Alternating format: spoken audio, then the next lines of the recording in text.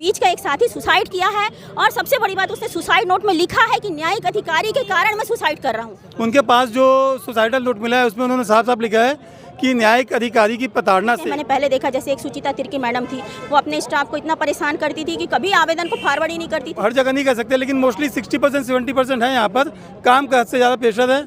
लेकिन जजेस जो है इस चीज़ को फॉलो नहीं करते हैं और हाई कोर्ट का भी डायरेक्शन है कि 40 फाइलें ज़्यादा से ज़्यादा लगाई जाए, लेकिन ये 70-80 कई बार तो 100 से ज़्यादा फाइलें लगा। लेकिन कुछ तो ऐसे हैं हमारे सिस्टम में जो अभिनव डहरिया सर जैसे हैं जो ज़बरदस्ती प्रेशर बनाते हैं कि नहीं आपको काम करना है, रुकना। विलायती न्यायालय में एक शख्स ने वहीं के काम करने वाले बाबू ने आत्महत्या कर ली, ऐसी खबर निकलकर सामने आ रही थी। मगर चौंका देने वाली बात यह है कि उनके पास से सुसाइडल नोट भी मिला है जिसमें तमाम चीज़ों की जानकारी भी है। और आज हम जिला न्यायालय के ठीक सामने मौजूद है जहां लोग जो हैं वो हड़ताल कर रहे हैं और कर्मचारी एकता वाले कर्मचारी संघ लोग, पूरे न्यायिक कर्मचारी संघ के सभी कार्यकर्ता लोग हैं जो यहाँ पर उसको न्याय दिलाने के लिए हड़ताल पर बैठे हैं कि भाई जो भी चीज़ें हुई, क्योंकि जिस दबाव में लोग काम कर रहे हैं उसके चक्कर में ये चीज़ें आज पहली बार नहीं हुई है, पहले होते आई है और अगर ऐसा ही चलते रहा तो आगे भी होती आएगी। उसको रोकने के लिए पूरे संघ वाले हमारे साथ मौजूद है, बातचीत करते हैं। जी, क्या कुछ मूल समस्या निकल कर आ रही है या कल जो घटना हुई उसके बारे में क्या कुछ जानकारी है? देखिए, जो जानकारी मिली हमें तो विलायती न्यायालय में पदस्थ हमारे प्रस्तुतकार थे वहाँ सोमनाथ ठाकुर, उनके द्वारा न्यायालय परिसर में ही सुबह करीब 6:30-7 बजे के बीच आत्महत्या कर लेने की बात आई है फांसी लगाकर। उनके पास जो सुसाइडल नोट मिला है उसमें उन्होंने साफ साफ लिखा है कि न्यायिक अधिकारी की प्रताड़ना से और उनके अधिक काम लेने की प्रेशर की वजह से वो ये कदम उठा रहे हैं। तो ये बहुत ही दुखदायी और चिंतनीय है कि एक न्यायालय जो आम लोगों को जो न्याय प्रदान करता है, वहाँ के कर्मचारी स्वयं पीड़ित हो रहे हैं और उन्हें खुद ही न्याय नहीं मिल पा रहा है। इस कदर हतोत्साहित हो जा रहे हैं वो कि आत्महत्या जैसा गंभीर स्टेप लेना पड़ रहा है। क्या हर न्यायालय में या फिर जो भी सीनियर है वो इस प्रकार के दबाव बना के रखते हैं? अधिकतर क्या देखने को मिलता है? देखिए, कुछ न्यायालय में है, अपन कह सकते हैं, कुछ जगह तो ऐसा कि स्वयं कर्मचारी के ऊपर डिपेंड करता है कि वो प्रेशर को कैसे झेल ले, कैसे फील कर ले।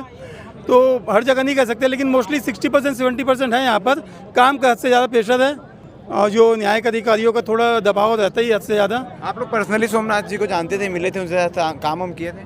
बिल्कुल, वो बहुत ही मिलनसार हंसमुख व्यक्ति थे और समझ से परे कि ऐसा कदम उन्होंने क्यों उठा लिया है और किस हताशा में उठा लिया है।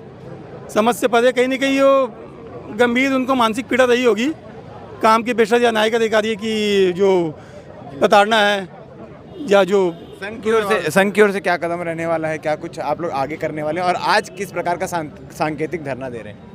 अभी तक जो भी हमारे अध्यक्ष महोदय के निर्देशानुसार अभी सामूहिक अवकाश में हम लोग सभी जा रहे हैं और आगे भी जैसे भी उनका निर्देश होगा वो इसका हम उन भाई को न्याय दिलाने के लिए जो भी आवश्यक कार्रवाई होगी हम करेंगे। मतलब ये माना जाए कि आज के लिए, कम से कम आज के लिए तो ये जो न्यायिक प्रक्रिया की काम काज है वो ठप पड़ जाएंगे? जी, आज के लिए अभी सभी काम बंद है न्यायालय का और आगे जैसे भी निर्देश हमको मिलेगा वैसे हम संघ की तरफ। हो सकता है ये दिन और बढ़ जाए अगर मन मुताबिक चीज़ें नहीं हुई तो, या फिर?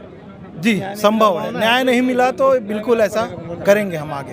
सम्मत नहीं हो रहा है। ठीक है, और भी लोग हैं हमारे साथ, महिला भी हमारे साथ मौजूद है, महिलाओं से भी बातचीत करते हैं कि किस प्रकार से दबाव रहता है काम का, क्योंकि जिस प्रकार से कल सोमनाथ जी ने कदम उठाया और अपने सुसाइडल नोट में जैसे जानकारी मिल पा रही, लिखा है कि दबाव के कारण, जो काम का प्रेशर था उसके कारण ये कदम उठाना पड़ा। दबाव इस प्रकार से रहता है सर, हम लोग जैसे न्यायिक कर्मचारी हैं तो हम रूल्स एंड ऑर्डर के हिसाब से चलते हैं। तो रूल्स एंड ऑर्डर में क्रिमिनल अलग है और सिविल अलग है। तो रूल्स एंड ऑर्डर में ये लिखाया है कि आपको 2 बजे के बाद चालान नहीं लेना है और जितना 2 बजे के पहले आपको सारी गवाही लेनी है, लेकिन जजेस जो है इस चीज़ को फॉलो नहीं करते हैं। और हाई कोर्ट का भी डायरेक्शन है कि 40 फाइलें ज़्यादा से ज़्यादा लगाई जाए, लेकिन ये 70-80 कई बार तो 100 से ज़्यादा फाइलें लगाते हैं। और फाइलें लगाते हैं तो फाइलों को मेंटेन भी करना है, उसमें गवाही आ रही है 5-5 बजे तक लेते हैं, टाइम 2 बजे का है। जजमेंट शाम को लिखाना है 2 बजे से लेकर 5 बजे के बीच में, जो रूल्स एंड ऑर्डर में लिखाया है ये 5:30 बजे के बाद लिखाते हैं। तो इस कारण पूरा काम लेट होता है। यदि कोई कर्मचारी बोलता है कि मैडम हमको कल छुट्टी चाहिए, साहब हमको कल छुट्टी चाहिए, तो कई लोग तो उसको फॉरवर्ड नहीं करते हैं। कई साहब अधिकारी ऐसे हैं, मैंने पहले देखा जैसे एक सुचिता तिर्की मैडम थी, वो अपने स्टाफ को इतना परेशान करती थी कि कभी आवेदन को फॉरवर्ड ही नहीं करती थी, जबकि सीएल हमको शासन देती 13 दिन का साल भर में, तो उनको आवेदन फॉरवर्ड जो अधिकार है वो भी नहीं मिलता, वो अधिकार है वो भी नहीं मिलता है सर। कई बात में नोटिस दी जाती है सर, शाम तक रुके, फाइलें जब कंप्लीट होगी तब आप जाइए, ये प्रेशर डाला जाता है सर। सभी न्यायिक अधिकारी ऐसा करते हैं, मैं ये नहीं बोलती, कई लोग ऐसे भी हैं जो समझते हैं, लेकिन कुछ कुछ तो ऐसे हैं हमारे सिस्टम में जो अभिनव डहरिया सर जैसे हैं, जो ज़बरदस्ती प्रेशर बनाते हैं कि नहीं आपको काम करना है, रुकना है। ये जो सर अभी सुसाइड किए हैं सोमनाथ ठाकुर जी, इनके बारे में मैंने सुना है, ये बिलासपुर में भी थे, तब भी ये सवेरे 8:30 बजे आके काम करते, काम करते थे कोर्ट में, जबकि न्यायालय का समय 10:30 बजे का है।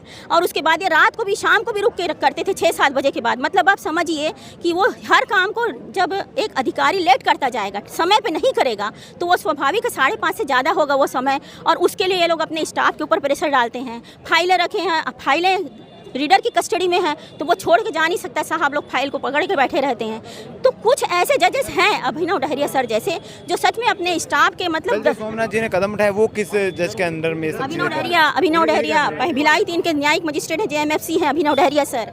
हम सब यहाँ इसीलिए इकट्ठा हुए हैं कि हमारे बीच का एक साथी सुसाइड किया है, और सबसे बड़ी बात उसने सुसाइड नोट में लिखा है कि न्यायिक अधिकारी के कारण मैं सुसाइड कर रहा हूँ, कार्य के बोझ के कारण मैं सुसाइड कर रहा हूँ। तो ऐसी स्थिति में हम सबका यही मांग है। समय अवधि बताया कि 2 बजे तक का चालान लेना या फिर गवाही लेने का समय सीमा है। किसी विशेष केस में ऐसा होता है कि समय ज़्यादा हो जाती है कि रेगुलर बेस पे? सर रेगुलर बेस पे होता है, बिल्कुल रूल्स एंड ऑर्डर को किनारे किया जाता है। रूल्स एंड ऑर्डर के हिसाब से चलना चाहिए, इनको 2 बजे तक ही चालान लेना है। न्यायपालिका लोगों को रूल और नियम और कानून सिखाती, समझाती है, वो खुद नियम और कानून को तय करती है। नियम और कानून से परे चलती है। हमारे लिए केवल एक ही नियम है कि आपको 10:30 के पहले आना है। यदि आप 10:30 के बाद आएंगे तो आपको नोटिस मिलेगा, लेकिन जाने के समय के लिए यदि बोला जाता है कि सर 10:30 बजे जाने का समय है, तो नहीं, आपका जाने का समय कोई नहीं है, आप 6 बजे 7 बजे तक बैठिए, ये होता है। ठीक है। तो जिस प्रकार से आज बातें निकलकर सामने आई है, कल हमने बी अलर्ट के चैनल के माध्यम से एक आशंका भी जताई थी कि जिस सोमनाथ ठाकुर जी ने आत्महत्या की है, उनके पास कोई सुसाइडल नोट हो सकता है। फिलहाल उस समय तक पुलिस को नहीं मिला था, ऐसी जानकारी निकलकर सामने, मगर आज चीज़ें स्पष्ट हो गई है कि जो है